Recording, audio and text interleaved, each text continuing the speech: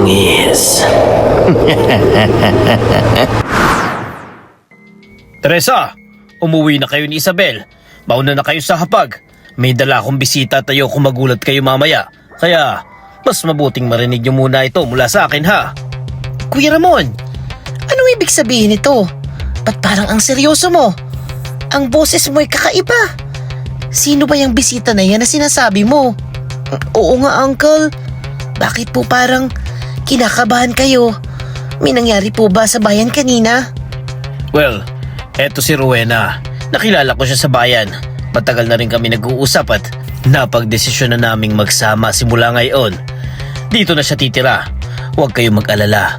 Aalagaan ko siya at mabait naman to eh. Hello, Teresa. Hello, Isabel. Ay naku, huwag na kayong mahiya, parang pamilya na rin tayo. Napakaganda ng lugar nyo at napakatahimik. Bagay na bagay para sa akin, ano? Kuya Ramon, kasama kami sa bahay. Hindi mo man lang kami pinagsabihan at kabit mo pala siya? Ganun lang ba yun? Pasensya na po kung bigla akong dumating. Sana po ay tanggapin niyo ako. Hindi naman po ako masamang tao eh. At wala akong balak manggulo.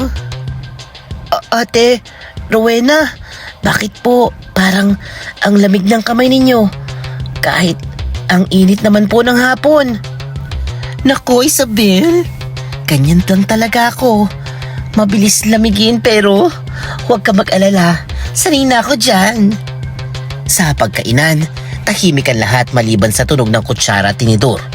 Pinagmasdan ni Isabel si Rowena habang kumakain ito ng atay na halos hilaw pa. Tila ba nasisiyahan sa bawat kagat. Ang liwanag ng kandila ay sumasalamin sa mga mata ni Rowena. At doon napansin ni Isabel ang medyo kakaiba. Manipis at pahaba ang kanyang mga balintataw na tila hindi pangkaraniwan. Rowena, hindi ka ba nasusuka sa ganyan luto? Halos hilaw pa yan ah. Naku, Teresa, mas masarap talaga kapag sariwa. Mas ramdaman lasa at ang lakas nito. Parang gutom na gutom po kayo. Kanina pa eh, hindi po ba kayo kumain sa bayan? Matapos ang hapunan, nagpaalam si Rowena at pumasok sa silid na hinanda ni Ramon. Sa labas ng bahay, naririnig ang bulungan ng mga kapitbahay sa sari-sari store. May ilan na napapangiti habang tinitingnan ang mahaba at makintab na buhok ni Rowena. May ilan ding napapakunot noo, lalo na nang mapansin nilang nakatitig ito sa buntis na si Aling Nena na dumaan. Kuya Ramon, may kakaiba sa babaeng yan. Hindi ako mapalagay. Simula nang dumating yan eh, parang ibang mundo ko. Huwag ka mag-alala, Teresa. Pagod lang kayo ng anak mong si Isabel at sanay lang kayo sa mga chismis sa baryo. Pero, Uncle, parang may nararamdaman po kung hindi maipaliwanag kanina eh. Gabi na nang mahiga si Isabel sa banig. Tahimik ang paligid, ngunit maya-maya'y may narinig siyang kalmot sa bubong ng nipa. Dahan-dahan niyang dinilat ang mga mata. Sinundan ng pandinig ang tunog. Mula sa mga puno, sa labas may mahina ngunit paulit-ulit na tiktik na parang may tumatawag sa dilim. Nay, narinig niyo po ba yun? Parang may gumagapang sa bubong. Ano ka ba, Isabel? Baka pusa lang yan. Huwag ka matakot, okay? Ngunit hindi na muling nakatulog si Isabel. Sa bawat tiktik na marinig niya'y mas lalong bumibigat ang kanyang dibdib. Hindi pa niya alam ang mga kwento ng matatanda tungkol sa mga nilalang na nagpapanggap na tao. Ngunit sa unang gabi ng pagdating ni Rowena ay naramdaman na niyang may pumasok sa kanilang bahay na hindi dapat naroon. Sa katahimikan ng baryo, nagsimula ang isang bangungot na susubok sa tibay ng kanilang pamilya at sa tapang ng isang dalagang matutong makinig sa sariling kutob. Hoy, Isabel! Huwag kang palabas-labas sa gabi ha. Itali mo ang buhok mo at isara mo agad ang bintana kapag lubog na ang araw. Hindi mo alam kung anong gumagala sa baryo natin tuwing hating gabi. Nay, bakit po parang lahat na lang may babala simula nang dumating si Rowena? Tita Rowena, parang may mali talaga eh. Tigilan niyo yan. Puro kayo haka-haka. Wala namang masama kay Rowena. Masyado lang kayong nakikinig sa mga chismis na matatanda ha. Sa mga sumunod na araw, tila ba matagal ng bahagi ng bahay si Rowena. Mahinhin siya kapag kaharap si Ramon. Palaging may yakap at matamis na salita. Ngunit kapag nag-iisa, nag-iiba ang kilos niya. Minsan, maagang nagising si Isabel at nakita niya si Rowena sa likod ng bahay, nakayuko sa planggana. Sa loob nito ay dugo ng bagong katay na baboy. Napahinto si Isabel na makita ang dila ni Rowena. Mahaba, makinis at parang tubong sumisip-sip habang nilalaklak ang dugo. Tita, Rowena, ano po ginagawa niyo? Ba't kanya ng dila niyo? Oy, Isabel, gising ka na pala, iha. Huwag kang matakot. Gamot lang ito, pampalakas ng katawan. Ngunit hindi mapawi ang takot sa dibdib ni Isabel. Kinabukasan, nagkagulo sa baryo. Ang buntis na kapitbahay ni si Aling Nena ay nagising na may pasa sa tagiliran na tiyan. Teresa, sigurado akong may lumilipad sa labas ng bintana ko kagabi. May pakpak at parang may humahaplo sa akin. Hindi ako nananaginip noon. Diyos ko, Aling Nena, anong klaseng hayop kaya iyan? Sagot naman ni Teresa. Kasunod noon, nagsimulang mawala ang mga kambing. May mga bakas ng kalmot sa bubong ng mga bahay tuwing umaga. Tuwing hating gabi, may naririnig na gasgas at kaluskos na tila may gumagapang sa bubong ng nipa. Ay nako, may aswang sa baryo. Sigurado ako. Iba-iba ang anyo niyang mga yan. Sumisip-sip ng dugo, may naghihiwalay ng katawan at may anyong aso na walang buntot. Oo nga, naririnig ko nga rin eh. Yung mga buntis, dinadali ng mga yan. Mag-ingat kayo at yung mga dalaga huwag kayong magpapahaba ng buhok sa gabi ha. Napansin ng lahat na tuwing walang buwan ay wala si Rowena sa bahay. Paalis siya ng hindi nagpapaalam at bumabalik bago magbukang liwayway. Amoy lupa at basang dahon ng katawan. Isabel, tandaan mong sinabi ko ha. Huwag kang lalabas sa gabi at huwag mong papabayaan ang buhok mo. Narinig mo ba ang kwento ng mga matatanda? Opo, nanay. Pero parang kailangan kong malaman ang totoo eh. Isang hating gabi, hindi napigilan ni Isabel ang sarili. Sinundan niya si Rowena nang tahimik itong lumabas ng bahay. Walang tunog ang kanyang mga yapak habang tumidiretso sa gubat. Mula sa likod ng mga puno, nakita ni Isabel ang anyo ni Rowena na tila mas payat at mas madilim sa liwanag ng bituin. Pagbalik ni Rowena, bago mag-umaga, nagkatinginan sila. Napatras si Isabel nang makita niyang tila baliktad ang refleksyon ng mga mata ni Rowena. Parang hindi tumitingin bilang tao. Gabi na iha ha? Bakit gising ka pa diyan ha, Isabel? Hindi lang po ako makatulog, Tita Rowena. Tumakbo pabalik si Isabel sa loob ng bahay. Humahampas ang tibok ng puso sa kanyang mga dibdib. Sa gabing yun, alam na niya. May halimaw na nakatira sa kanila at nagsisimula pa lamang ang tunay na bangungot. Makalipas ang 2 araw, pumunta si Isabel kay Lola Berta, ang matandang tagapagpagaling ng baryo. Lola Berta, hindi na po ako mapalagay. Simula nung dumating ang babaeng yun may mga tunog sa gabi, may mga nawawalang hayop, at parang may masama talaga nagkukubli sa bahay namin. Umupo ka dito, iha. At makinig kang mabuti ha. Dahil ang hinala mo ay hindi basta-basta. At may dahilan kung bakit ka dinala ng takot dito sa akin. Tahimik ang kubo ni Lola Berta, maliban sa lagitik ng apoy at amoy ng tuyong dahon. Mabagal ngunit matalim ang mga mata ng matanda. Pinagmamasdan nito si Isabel mula ulo hanggang paa. Ang mga aswang ay hindi isang nilalang lamang. Ito'y tawag sa maraming anyo ng nagbabagong hugis na may sumisipsip ng dugo. Parang vampira. May manananggal na iniiwan ang kalahati ng katawan at may anyong aso o baboy na gumagala sa dilim. Kaya po pala, may naririnig kaming pakpak at kalmot sa bubong gabi-gabi. Lola Berta, natatakot ako. Ang mga ganyang nilalang ay pumapasok sa baryo sa pamamagitan ng relasyon. Inaakit nila ang mahihina ang loob, ginagawang kanlungan ng bahay at dahan-dahang sinisip-sip ang lakas ng minamahal nila habang lihim na nangangaso sa labas. Si Uncle Ramon po yung kasama niya. Mahal na mahal niya po yun, Lola. Paano ko kaya sasabihin to ng ganito? Kaya, kailangan mo munang siguraduhin. Makikilala mo ang aswang sa takot nito sa maliwanag na ilaw at malakas na ingay sa bakas ng kalmot sa kisame at sa mata nitong baliktad ang refleksyon minsan.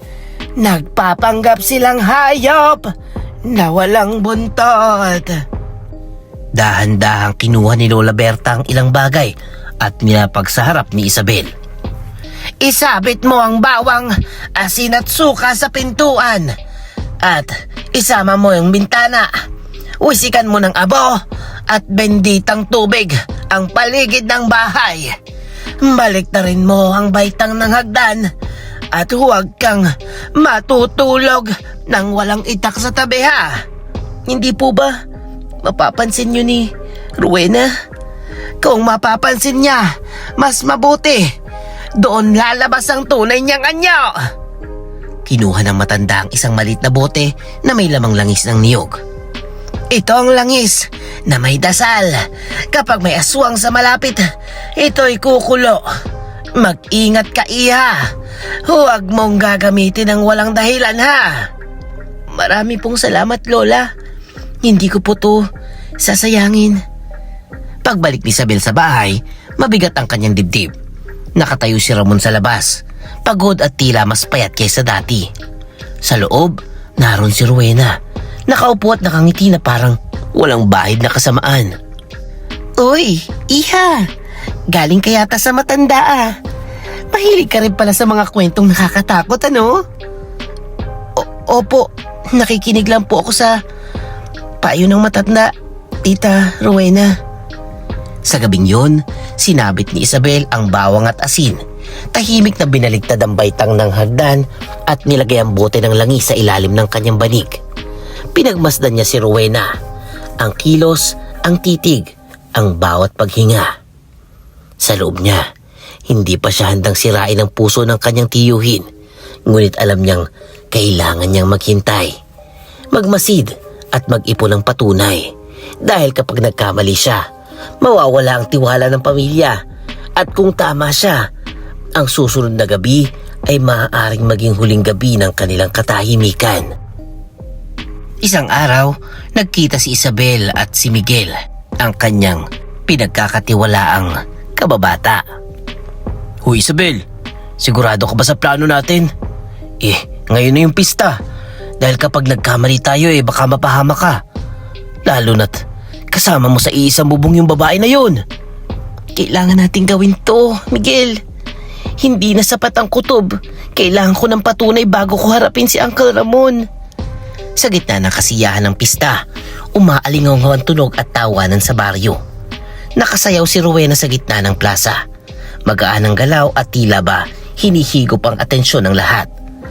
Ngunit nang iangat ng pari ang krus at basbasa ng mga tao, napansin ni Isabel ang biglang pagkibot ng katawan ni Rowena.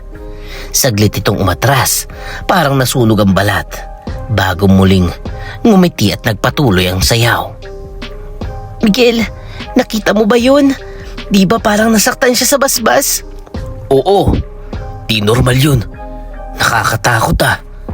Grabe reaksyon niya kanina Kunyari, nadapa si Isabel at nahulog ang rosaryo sa paanan ni Rowena. Oh, Isabel! Okay ka lang ba, iha? Ingat ka naman, delikado yan. Pasensya na po, Tita Rowena.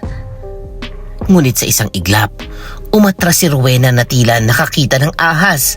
Mabilis niyang tinago ang gulat sa isang pilit na tawa. Ngunit sapat na yun para makumpirma ang hinala ni Isabel. Pagdating ng gabi, kumilos sila. Nagtago si Miguel sa ilalim ng bahay kubo, sumilip sa pagitan ng kawayan. Sa loob, humiga si Isabel na parang tulog, ngunit mahigpit ang hawak niya sa bote ng langis ni Lola Berta. Isabel, handa na ako. Narinig ko na yung kaluskos eh. Huwag kang lalabas. Ano man ang mangyari, okay? Miguel, mag-ingat ka. Tumunog ang bubong. Kalmot na mabagal at sinadya. Biglang kumulo ang langis sa kamay ni Isabel. Napapikit siya sa takot, ngunit pinilit idilat ang mga mata. Tahimik na umangat ang anino ni Rowena. Humaba ang kanyang dila, manipis at parang tubo. Habang dahan-dahang humiwalay ang itaas na bahagi ng kanyang katawan. Naiwan sa sahigang kalahati, nakahandusay at tila walang buhay. Tumubo ang pakpak sa likod ng itaas na katawan at dumulas palabas ng bintana. Diyos ko, totoo po talaga. Diyos ko. Manananggal yan. Agad na kumilos si Isabel. Nilapitan niyang naiwang katawan. Winisikan ng asin at abo ang laman at binaligtad ang direksyon nito. Lola Berta, sana tama tong ginagawa ko. Sinundan nila ni Miguel ang nilalang sa gubat. Mula sa likod ng mga puno, nakita nila si Rowena na lumusob sa isang buntis na asong gala. Bumukaan siya ng hayop at bumaon ang mahabang dila sa loob. Napalunok si Isabel, nanginginig sa sukdulang takot at pandidiri. Tama na. Bumalik na tayo bago siya makahalata, Isabel. Oo. Sige Miguel, tara na. Baka mahuli pa tayo. Pagsapit ng madaling araw, nagtatago sila sa ilalim ng hagdan. Bumalik si Rowena, duguan at hinihingal. Nang subukan niyang magdugtong muli, napasigaw siya sa sakit. Umusok ang laman at hapti ng asin. Aray ko! Sinong may gawa nito? Lumabas kayo! Isabel, huwag kang kikilos. Sa huli, nakita rin ni Rowena ang kanyang kalahati at pilit itong hinila palayo kahit sobrang sakit. Bago tuluyang mawala sa dilim, tumingin siya sa direksyon ng hagdan. Tila alam niyang may nakamasid. Hindi na talaga to haka-haka, Miguel. Kailangan na nating iligtas si Uncle Ramon at ang buong baryo. Kasama mo ko hanggang dulo, Isabel. Tayo magkatulong. Sa gabing yun, tuluyan ang nawala ang takot sa puso ni Isabel. Napalitan nito ng tapang sapagkat ngayon may katotohanan na siyang hawak at handa na siyang lumaban na. Kinabukasan sa bahay, Nay, hindi na po ito kutob. Nakita ko mismo kung paano humiwalay ang katawan niya at kung paano siya lumipad kagabi. Kasama ko pa si Miguel. Anak, naniniwala ako sa iyo.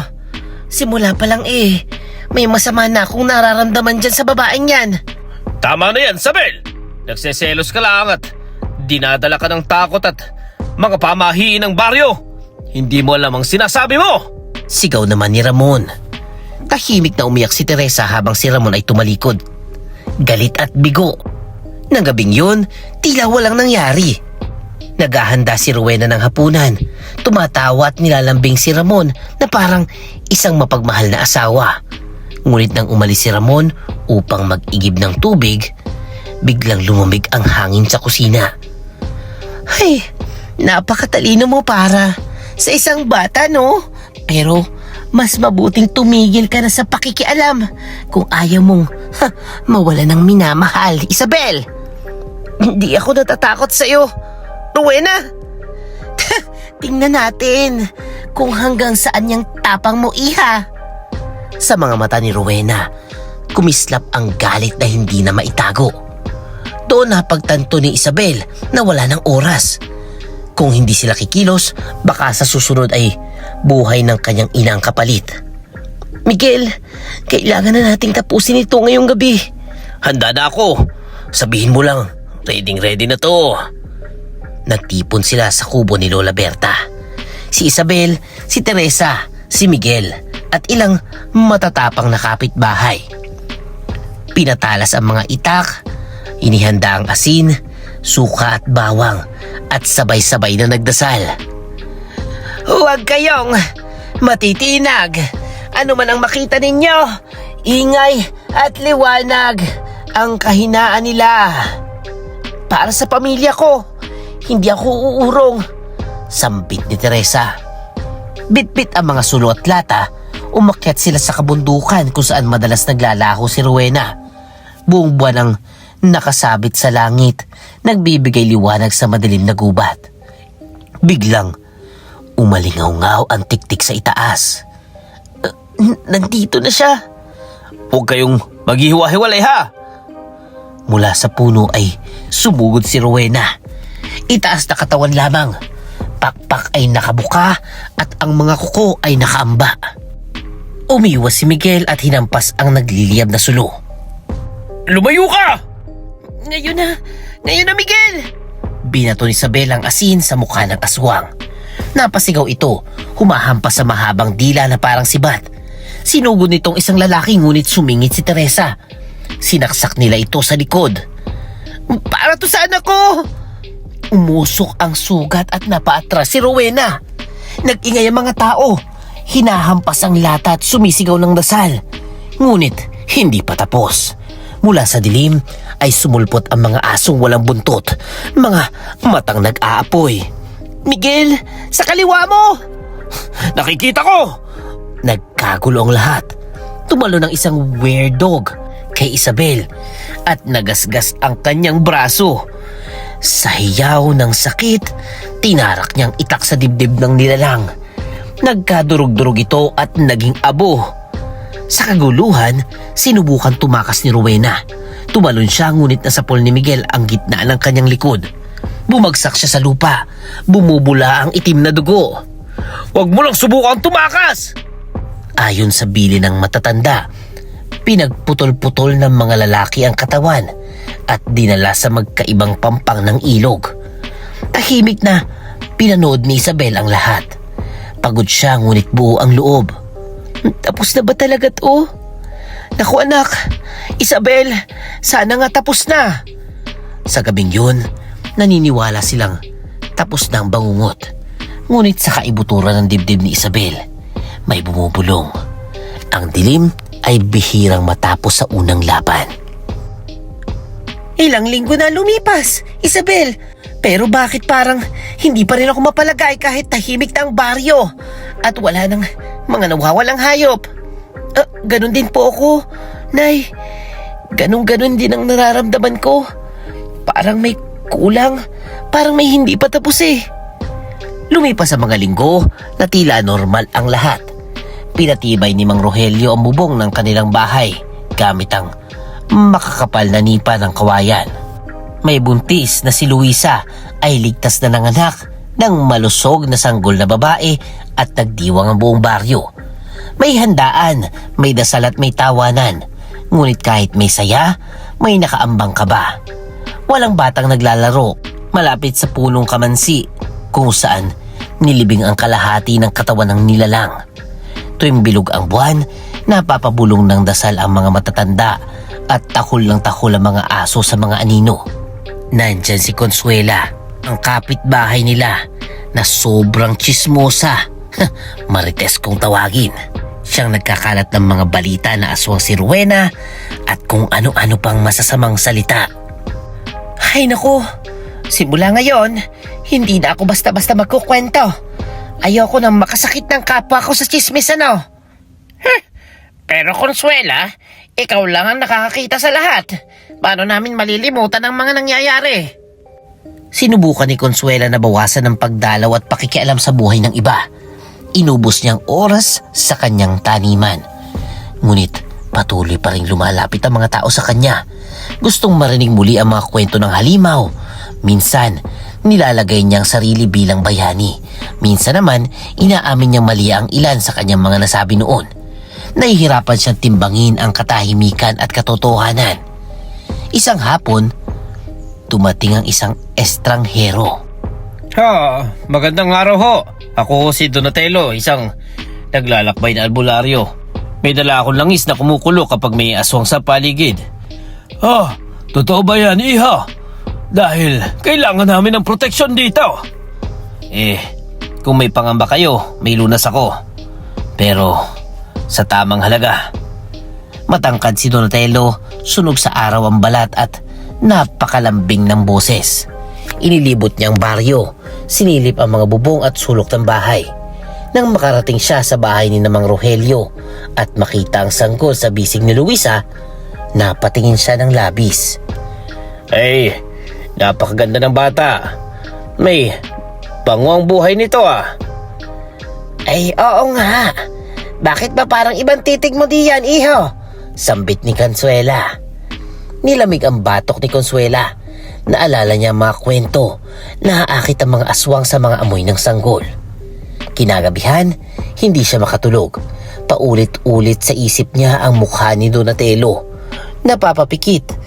At pagod ngunit madaling araw ay nagising siya sa sigawan. Ha! Nawawala ang anak ko! Mga kapitbahay! Huling nakita namin malapit sa ilog! Sumama si Consuela sa paghahanap. May bakas ng mga paa patungo sa mga puno ng saging, ngunit biglang naglaho. Umigting ang takot sa baryo. May nagturo kay Donatello, may bumubulong na bumalik na ang aswang, at minsan daw kumakalat ang sumpa sa mga pumatay. Nang matagpuan ang bangkay ng bata sa ilog na may bakas ng kagat sa dibdib, gumuho ang baryo sa dalamhati. Wala na si Donatello. Sa libing, nagsalita si Pader. Hindi lamang halimaw ang dapat nating katakutan, kundi ang pagtalikod natin sa isa't isa. Sapagkat doon natiging mahina ang komunidad natin, ano? Umuwi si Consuela na may bigat sa puso. Alam niyang hindi siya ang dahilan ng kamatayan ng bata. Ngunit nakita niya kung paano kumalat ang takot. Sa gabing yon, habang nakatingin sa buwan, naramdaman niyang may mga matang nakamasid. Ang kasamaan ay hindi laging lantad. Naghihintay lamang ito ng bitak upang muling pumasok. Tumatakbo ngayon ang storya kay Consuela dahil maaaring bumalik ang masamang halimaw na si Rowena. Mga apo, makinig kayo ng mabuti ha. Dahil ang kwentong ito ay hindi lang tungkol sa halimaw, kundi tungkol sa atin mismo at sa mga salitang binitawan natin. Kahit hindi natin namamalayan ang bigat nito, ano? Lumipas ang mga taon at ang tag-ulan na minsang nagdala ng takot sa San Isidro ay tila panaginip na lamang sa alaala ng mga tao. Ang mga bata ay lumaki na naririnig ang kwento ng manananggal na dumating ng tapang ng mga kapitbahay, ni na Miguel, ni na Isabel, at ng misteryong albularyong dumating at nawala na parang multo. Si Consuela, na dating kilala sa chismis, ay naging tagapagsalaysay. Binago niya ang mga pangalan. Si Luisa ay naging si Celia. Si Ramon ay naging si Benito. At siya naman ay si Soraya, upang maprotektahan ang mga tunay na buhay, ngunit hindi ang aral. Ang aswang ay marunong magtago sa anyo ng kapitbahay, sa araw at halimaw sa gabi. Kaya huwag kayong basta-basta magtiwala at huwag din basta-basta manghuhusga ha. Habang tumatanda siya, pumuputi ang kanyang buhok. Bumabagal ang hakbang. Isang tuyong tag-araw, habang nagkukwento siya sa bilog ng mga batang nakikinig ng dilatang mata, huminto siya saglit. Ang tunay na halimaw, minsan ay hindi may pakpak, kundi may dila. Dahil ang salitang walang ingat ay kayang pumatay ng tiwala at katahimikan. Hindi niya alam na may isa pang nakikinig sa dilim. Si Maya, isang dalagitang bagong lipat sa baryo. Tahimik ang ama nito at laging wala. Ang inay maputla at laging tulog sa araw. May bulungan na naman sa mga kapitbahay, ngunit wala pang patunay. Isang gabi na maalinsangan, nagising si Consuela sa tunog ng matagal na niyang nilibing sa alaala. Ang bigat ng pakpak. Kinapa niya ang asin, ngunit nanginginig ang kanyang mga daliri. Hindi na muli! Hindi na muli! Sa bintana, nakita niyang anino sa buwong ng bahay ni Maya. Nagpakatatag siya, binuksan ang pinto at dahan-dahang lumapit. Sa likod ng mga puno ng saging, nakita niya ang kalahating katawan na nakatago. Walang pag-aalinlangan. Tinumba niya ito gamit ang kawayan at winisikan ng asin at bawang ang sugat. Umusok ang laman at umalingaw-ngaw ang sigaw. Ang itas na katawan ay nagpumigla sa hangin, nangihina hanggang magising ang mga lalaki at tinapos ang laban. Kinabukasan, habang binabati si Consuela sa kanyang tapang, lumapit ang ina ni Maya, luhaan. Sinubukan kong pigilan ang gutom. Sumpa ito sa aming dugo. Kinukulong ko ang sarili ko sa tuwing gabi pero minsan nananalo ang dilim. Hay, kaya pala iha. Aling Consuela, nang mapatay niyo ang kalahati ko, pinalaya niyo ako. Baka ngayon makapagpahinga na rin ako. Hindi sinabi ni Consuela kanino man ang lihim. Sa huling gabi ng babae, hinawakan niya ang kamay nito hanggang sa tuluyang manahimik. Pagsikat ng araw, naunawaan ni Consuela na ang halimaw at biktima ay maaaring nasa isang katawan lamang. Sa mga huling taon niya, mas naging banayan ang kanyang mga kwento. Ngunit palagi niyang tinatapos sa parehong alaala. Mag-ingat kayo sa mga halimaw na inaanyayahan ng inyong mga salita dahil minsan ang bulong na pinakawalan ninyo ang siyang nagiging pakpak na susundo sa inyo sa dilim, ha? Wakas. Minsan ang tunay na halimaw ay hindi ang may pakpak at pangil, kundi ang takot at chismis na pinapakain sa atin. Sapagkat kapag pinakawalan ng masasamang bulong, maaari silang bumalik sa anyong mas gutom, mas galit, at mas nakakasakit, at mas handang kumitil sa dilim. Kung nagustuhan niyo ang ating story, please comment yes. At kung may real life stories kayo na nakakatakot at gustong i-feature sa ating channel, please comment your email. At syempre, huwag kalimutang mag-like, mag-share, mag-comment at mag-subscribe na kay Kuya Bangis. Yeah.